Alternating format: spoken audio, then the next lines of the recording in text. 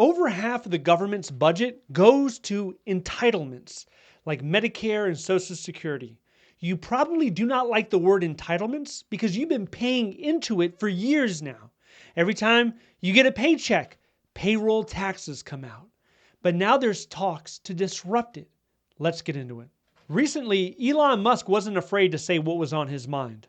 He specifically said most of the federal spending is entitlements. So that's the big one to eliminate. Most people do not want to suggest cutting or changing Social Security because of the political backlash.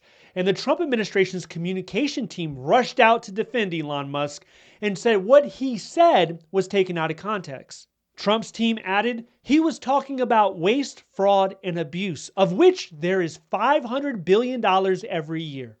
Let's get into those numbers. The federal budget last year was about $6.1 trillion. Entitlements like Social Security, Medicare, and Medicaid, they ate up roughly $3 trillion. That's half of the pie. Musk is eyeing between $500 and $700 billion in cuts. It's about 15 to 20% cuts.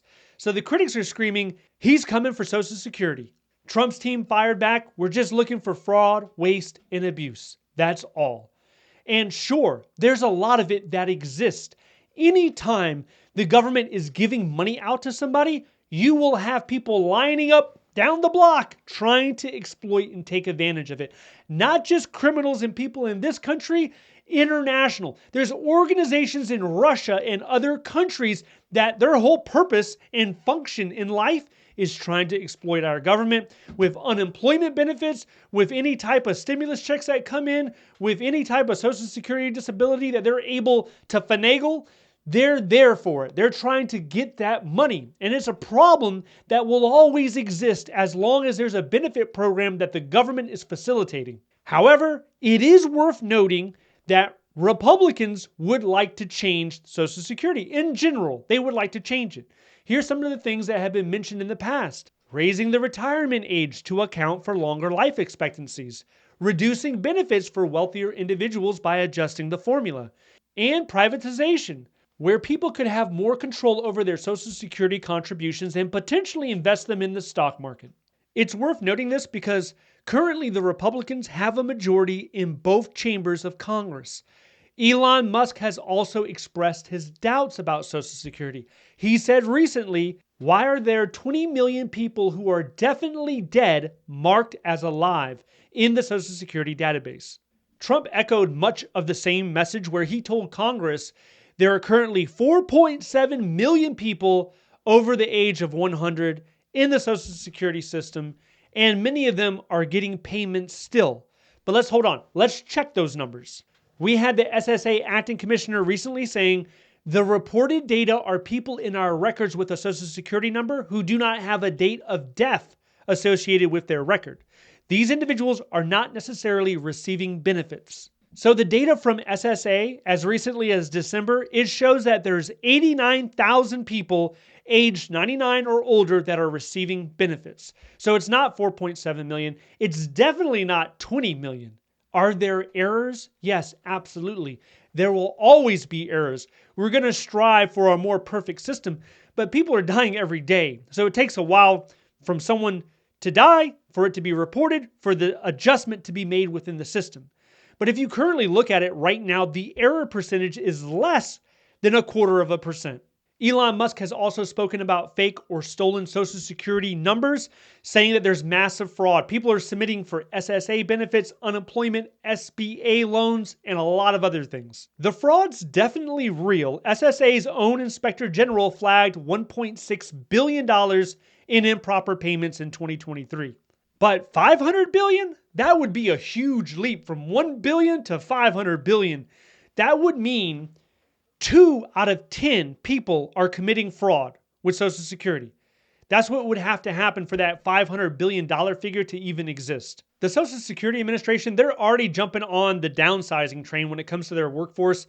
They're cutting 7,000 people. It was previously recorded that they were going to reduce the agency by half.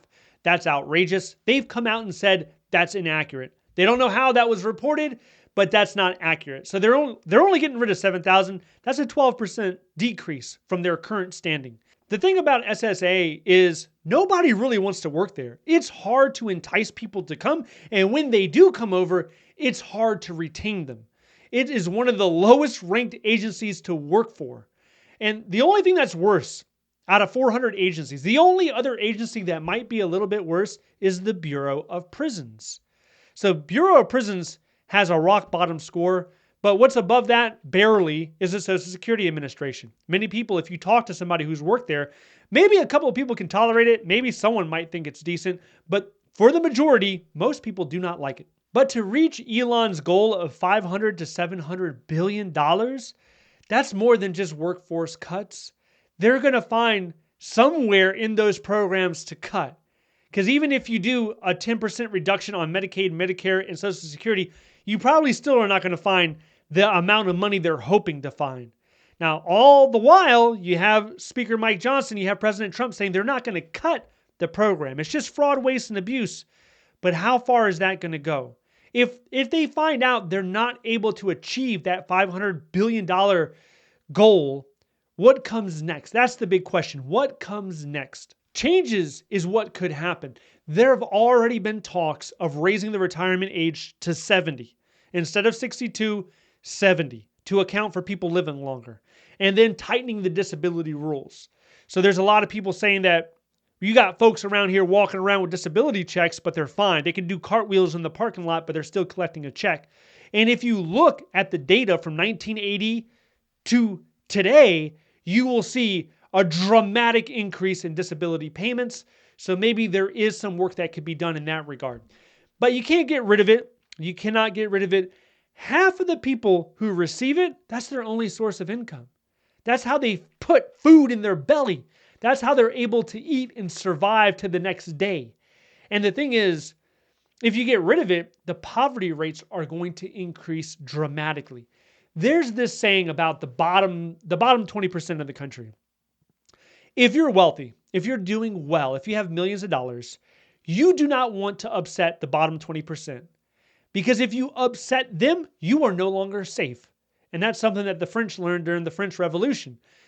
People should not have to wonder, where is my next meal coming from? How will I be able to afford a roof over my head? Because if you have 20% of the country, and that's roughly 60 million people, if 60 million people start asking themselves that question, that threatens the security of the wealthy. And they don't want that. The wealthy do not want to have to question and look behind them all the time to see if someone's trying to get them. That's exactly how the culture will shift if you keep on hurting the bottom 20% of this country. President Trump has floated the idea of privatizing Social Security in some aspect where some of the money gets invested into the stock market. It goes to index funds. That way, the American citizen is able to get a greater return. But not everyone in the American public trusts the stock market. Stock market is not guaranteed. It's volatile. It can go up and down erratically. So yeah, you might have good returns, but the year that you decide to retire, that's the year that we're in a deep recession. So what you thought you had isn't exactly what you had, so that could be a problem.